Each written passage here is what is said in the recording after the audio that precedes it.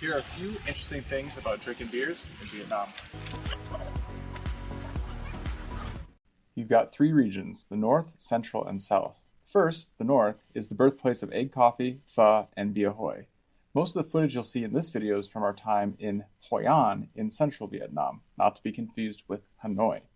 Our favorite region is the Central region because it's both close to mountains and ocean, as well as Hoi An City, which is a UNESCO heritage site, which is so colorful, there's so much stuff to see and do, and it's a very approachable part of Vietnam.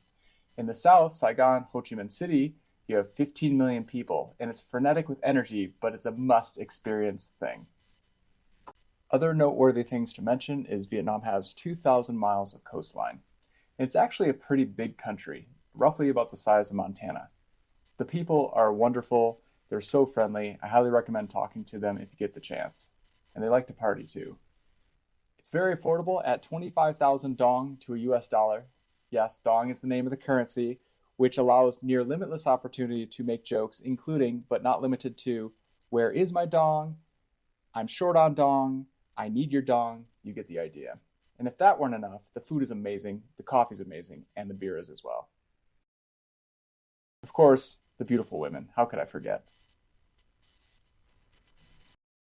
The amount of coffee cafes in Vietnam is absolutely staggering. You've got stuff on rivers, lakes, rice paddies, which is really cool in Hoi An there.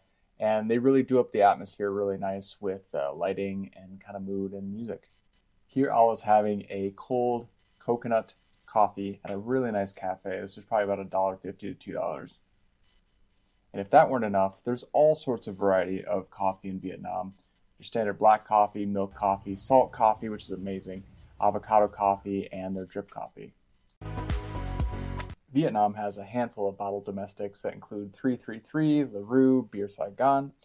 If you're getting on-tap beer, you can get Huda in the central region, which is available pretty much everywhere for dirt cheap. That's actually quite good. Otherwise, this is a trip down memory lane. It's getting harder and harder to find, but they do serve beer on ice. That's when the refrigeration game wasn't so good. That's how we used to drink it there. Of course, at any restaurant you go to, they're going to have beers as well, canned or bottled. I'm not even so sure they have liquor licenses, to be honest with you. It's everywhere. Bia Hoi translates to fresh beer. It's about 3% and it's super light and it's not pushed by CO2, so it's served for quantity and not duration. Bia Hoi is unregulated and so the quality can be kind of hit or miss, but luckily today this was a good quality beer and well less than 50 cents per serving at 3% in the afternoon. It's hard to say no.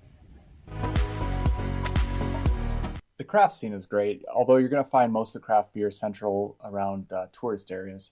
Here we're in Hoi An in the old town, and right here is the Hill Station. It's one of my favorite bars in the world. It's in a 100-year-old building. The staff is super nice, and it's got a really quaint vibe. Just about any style that you can find back home, you'll find here. And one of the bonuses is, since COVID, they've really extended their happy hours. So they might do a 1+1, and the happy hours tend to be quite generous from, say, 2 to 6 p.m., such as here at the Hill Station.